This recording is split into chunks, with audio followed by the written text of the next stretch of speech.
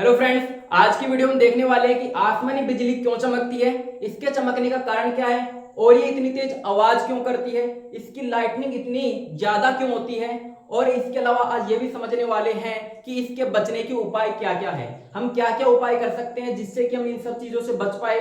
तो आज की वीडियो में डिस्कशन करने वाले हैं। और एक डाटा और बता देता हूं आपको मैं, इंडिया में लगभग 2500 लोगों की मौत होती है हर साल बिजली के गिरने से।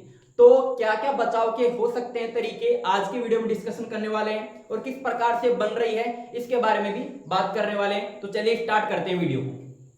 तो सबसे पहले ये समझिएगा, आप देखते हैं कि जब लाइटनिंग होती है, बिजली चमकती है, तो आप ये देखते हैं कि सबसे पहले लाइट हमारे को दिखाई देती है, सबसे पहले लाइट हमारे को दिखाई देती है और साउंड बाद में आता है। जनरल बात है, यहां पर देखिएगा साउंड की जो स्पीड है वो कम है लाइट की स्पीड से, इस वजह से लाइट हमारे को पहले दिखाई देती है और साउंड हमारे को बाद में सुनाई देती है।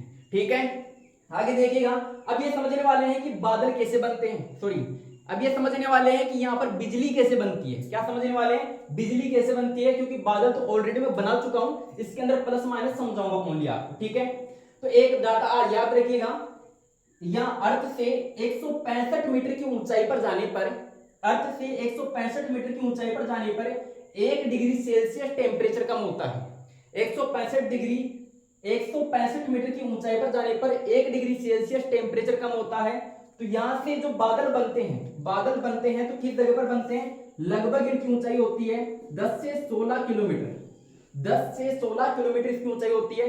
तो इस हिसाब से अगर लगाया जाए 165 मीटर के हिसाब से, तो हम ये देख सकते हैं कि ये जो होते हैं लगभग 60 डिग्री सेल्सियस, 60 डिग्री सेल्सियस पर हमारे पास में क्या बनते हैं? बादल बनते हैं। तो मान लीजिए यहां पर इस अर्थ का टेम्परेचर 20 डिग्री सेल्सियस है, यहां पर अर्थ का टेम्परेचर कितना है? 20 डिग्री सेल्सियस है। तो यहां पर 60 डिग्री मतलब -40 डिग्री सेल्सियस, -40 डिग्री सेल्सियस पर क्या बन रहे हैं? बादल बन रहे हैं।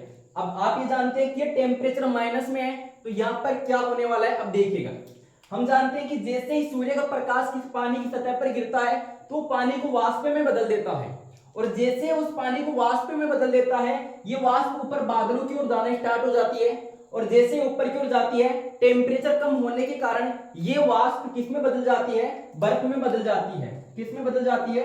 बर्फ में बदल जाती है।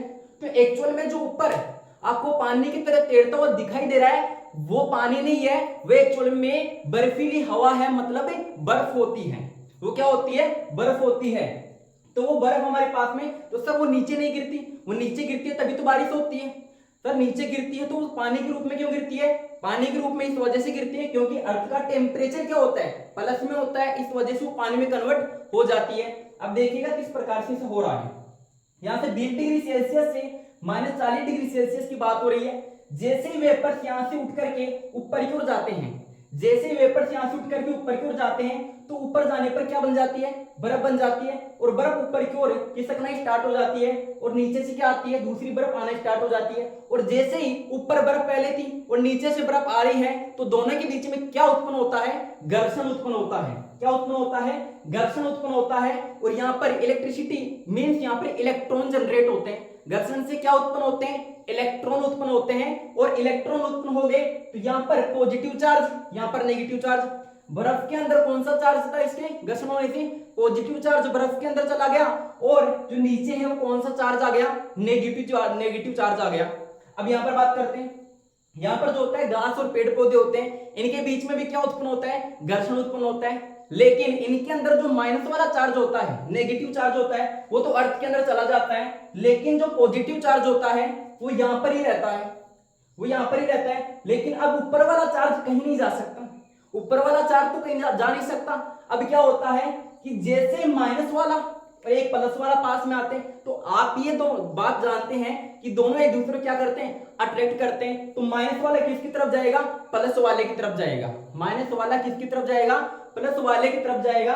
और प्लस वाले की तरफ जैसे जाएगा तो बिजली उत्पन्न होती है। क्या उत्पन्न होती है? बिजली उत्पन्न होती है। इस वजह से ये हमारे को इन बादलों के अंदर भी दिखाई देती है बिजली चमकती हुई, और हमारे को अर्थ पर आती हुई भी दिखाई देती है, क्योंकि पॉजिटिव चार्ज ढूंढता है नेगेटिव चार्ज।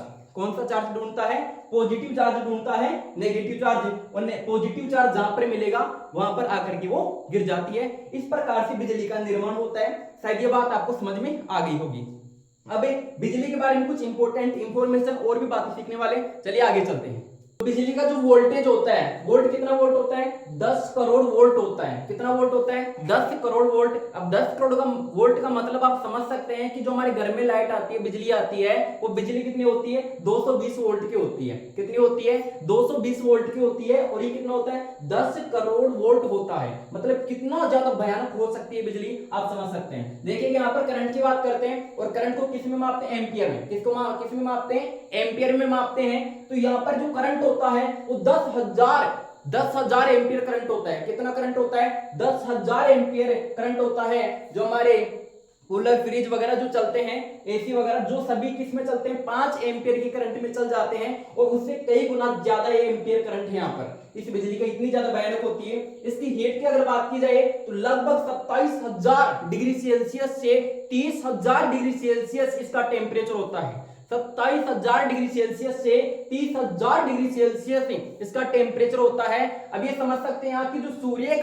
सूर्य का जो टेम्परेचर होता है वो लगभग 6,000 डिग्री सेल्सियस होता है। और सूर्य के टेम्परेचर से भी कई गुना ज्यादा भयानक ये करंट होता है इस बिजली का। इस लाइटनिंग का करंट इतना भयंकर होता है कि आदमी को एक बार में जला के राख कर देगा। ठीक है, देखिए आगे बात करते हैं टाइमिंग की। इसका टाइमिंग बहुत कम होता है।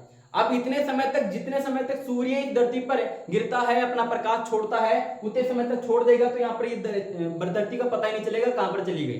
ठीक है, तो यहाँ पर जो टाइमिंग है इसकी 0.0005 सेकंड, बहुत ही कम टाइम है। बहुत ही कम टाइम, मिली सेकेंड के अंदर इसका टाइम है। मतलब बहुत कम समय के लिए होती है। इसी वजह से इतनी ज्यादा यहाँ पर नुकसान नहीं होता है। तो ये बात क्लियर हो गई आपको। अब ये समझते हैं कि ये जो बिजली होती है आवाज उत्पन्न क्यों करती है। ये जो बिजली होती है ये आवाज उत्पन्न क्यों करती है, किस कारण से आवाज उत्पन्न करती है, समझिएगा बात को। आप ये जानते हैं कि यहाँ पर हम ये समझते हैं कि इसका जो टेम्परेचर है, मैंने अभी एग्जैक्ट आपको बताया कि 27,000 डिग्री सेल्सियस 27,000 डिग्री सेल्सियस का टेम्परेचर होता है।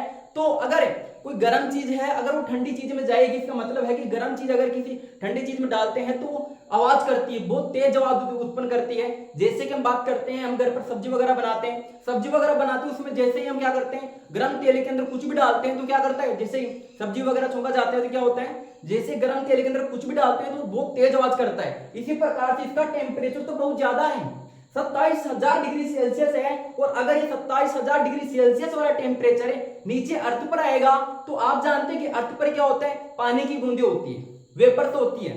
तो पानी की बूंदों के अंदर जैसे आता है, पानी की बूंदों के अंदर जैसे ही आएगा तो यहाँ पर क्या होता है, ठंडा क्या हो गया, टेम्परेचर हो गया उसके मुकाबले। इस वजह से वो क्या करती है, बहुत तेज आवाज उत्पन्न करती है। इस वजह से उसकी आवाज इतनी भयानक होती है। ये बात समझ में आ गई। चलिए आगे बात करते हैं। एक वैज्ञानिक था जिसका नाम था बेंजामिन फ्रैंकलिन। आपने नाम सुना होगा। बेंजामिन फ्रैंकलिन नामक वैज्ञानिक ने एक रोड बनाया। किसका रोड बनाया? रोड किसका बनाया है, इसी कॉपर का रोड बनाया। किसका रोड बनाया? कॉपर का रोड बनाया। और कॉपर का रोड बना के ये बताया कि इस बिजली को जल्दी से जल्दी अर्थ में भेजना बहुत ज्यादा जरूरी है, नहीं तो ये बहुत ज्यादा नुकसान पहुंचा सकती है या किसी की जान भी ले सकती है। इस वजह से उन्होंने इस कॉपर के रोड को क्या बताया कि ये इस जगह कहां पर रखना है, उस जगह पर रखना है जहां पर बिजली गिरने की संभावना बहुत ज्यादा हो। जैसे कि हमारे जो घर होते हैं वहां पर उसके जो कॉर्नर होता है ऊपर की ओर, जहां पर सबसे ऊपर वाली चोटी है उस पर रखना उसको बहुत जरूरी है, क्योंकि सबसे पहले वो उसी जगह को फाइंड आउट करेगी जो सबसे ऊपर होगी। ठीक है, सबसे ऊपर होगी, उसी जगह को फाइंड आउट करेगी। और इस कॉपर की रोड से क्या लगा रखे हैं, कुछ वायर्स लगी रहती है जो इस करंट को कहां पर लेके जाती है, अर्थ में लेकर के जाती है। कहां पर लेके जाती है?